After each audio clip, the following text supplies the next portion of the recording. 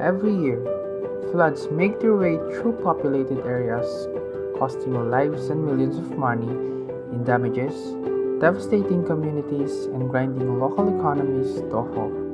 If you've experienced one yourself, you know how powerless it feels to be up against Mother Nature. And if you haven't, be careful in thinking it can happen to you. Floods are a natural part of Earth's natural processes, but they can also be worsened by human activities such as urbanization, deforestation, and changes in land use. Efforts to manage and mitigate the impacts of floods include the construction of flood control structures, early warning systems, and land use planning to reduce vulnerability in flood-prone areas. Floods can occur on a small scale, affecting a localized area, or on a large scale, affecting entire regions. They can have devastating effects on communities, causing damages to homes, infrastructure, and agriculture, as well as posing risks to human life. Floods are caused by many factors: heavy precipitation, severe winds over water, unusual high tides, tsunamis, or failure of dams, levels, retention ponds, or other structures that contain the water. Flood control. Flood control refers to all methods used to reduce or prevent the drip. Flood control. Flood control refers to all methods used to reduce or prevent the harmful effects of floodwaters. Some of the common techniques used for flood controls are installation of rock berms, rock ripraps, sandbags, maintaining normal slopes with vegetation, or application of soil cements on steeper slopes through construction expansion of drainage channels. Other methods include levees, dikes, dams, and detention basins. But after the clean disaster that happened in 2005, some areas prefer not to have levees as flood controls. Communities preferred improvement of drainage structures with detention basins near the sites. Situated in the Philippines' National Capital Region (NCR) is the heavily urbanized city of Valenzuela. It is well known for its advantageous location as a hub for industry and residential development and is located in the northern region of Metro Manila. The city, which is home to several industrial and manufacturing facilities, is important to the nation's economy. The city is surrounded by the following areas: Obando in the Bulacan Province to the west, Maygawayan City also in the Bulacan Province to the north, Quezon City and Northern Caloocan City to the east, Malabon City and Southern Caloocan City. Valenzuela boasts a tragic location, characterized by a robust industrial sector and a progressive local government dedicated to fostering economic development. The city's demographic landscape is diverse, with the population engaged in various industries including manufacturing, trade, and as per the Valenzuela City pre-feasibility study on the integrated flood risk management, the city is situated in a region that is frequently hit by strong tropical storms and typhoons. Since almost 25% of the city is below sea level, natural drainage is challenging.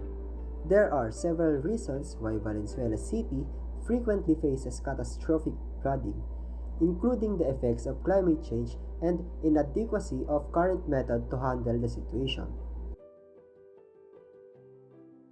In Venezuela, flooding has a long history and it is consistently accompanied by a lack of action to lessen the effects that follow.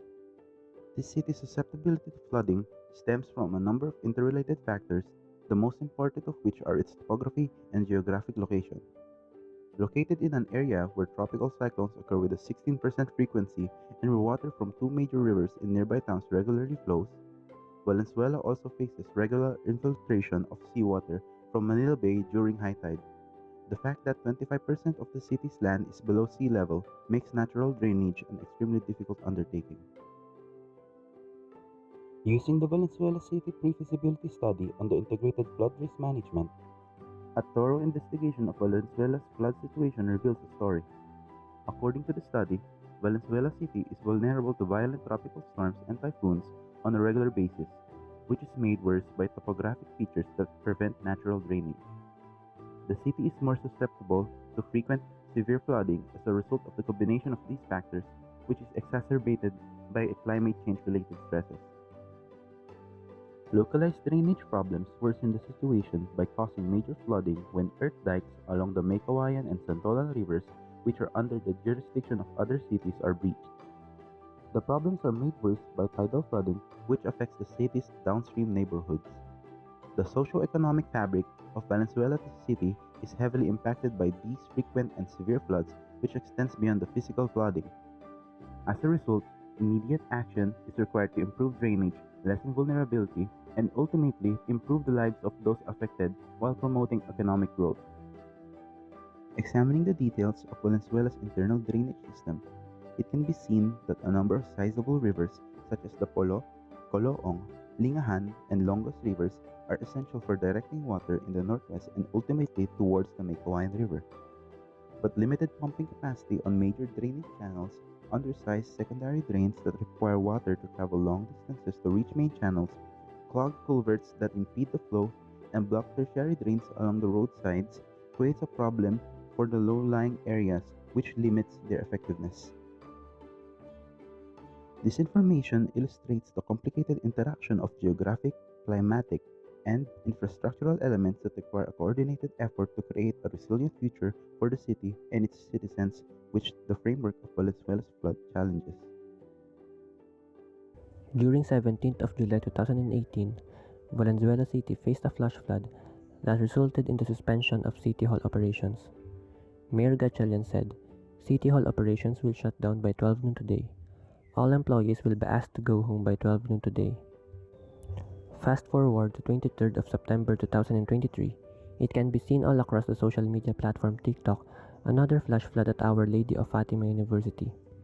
One of the videos has a caption, Yesterday may padagat sa Olfu, which translates to, Yesterday there was an apparent sea or ocean at Olfu.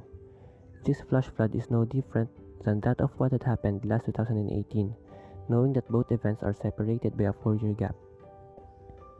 Seeing the people of Valenzuela City just being resilient, as bad as it sounds, and making fun of the flash flood, it can be hypothesized that flash flooding is not new in the city, given that the city is below sea level. It's not a good sign that flash flooding of the same severity still happens after 4 years, where improvements on flood control could have been done by the authorities and agencies. Given the circumstances found, Valenzuela City will be the main location of interest of the group. Regarding the flooding in Valenzuela City, there are existing laws and reforms that can be applied to help mitigate the flooding in the city. These laws may already be applied in the city, but with insufficient implementation and enforcement. One of such is Republic Act No. 10692, an act providing for the modernization of the Philippine Atmospheric, Geophysical, and Astronomical Services Administration, PAG-ASA, providing funds therefore and for other purposes. This act shall be known as the PAG-ASA Modernization Act of 2015. RA 10692 aims for physical upgrades of equipment and data monitoring done by PAG-ASA. Valenzuela City is situated generally 0.5 meters to 2.0 meters above mean sea level, and having precision in data monitoring and updates can help the local government mitigate for the flood that may occur. The Cities Development Initiative for Asia, CDIA, assists local authorities with their infrastructure needs in addition to the previously mentioned Republic Act. Valenzuela Integrated Flood Risk Management is one of their initiatives. CDIA contributed $618,281 to this project support. Their first studies stated that the main causes of the flooding and drainage issues were the river overflow, everyday flooding of the western part of the city due to high tides, and inadequate interior drainage.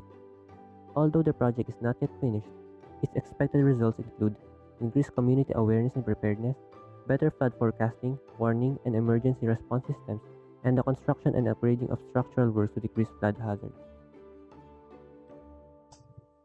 In conclusion, Valenzuela City's recurrent vulnerability to devastating floods exacerbated by factors like its geographical location, climate change effects, and shortcomings in current flood control methods, underscores the urgent need for comprehensive and effective flood management. Despite being a key industrial hub in the Philippines' National Capital Region, the city faces persistent challenges evident in flash floods occurring in 2018 and 2023. The resilience of Valenzuela's residents, though noteworthy, should not overshadow the necessity for improved flood control measures.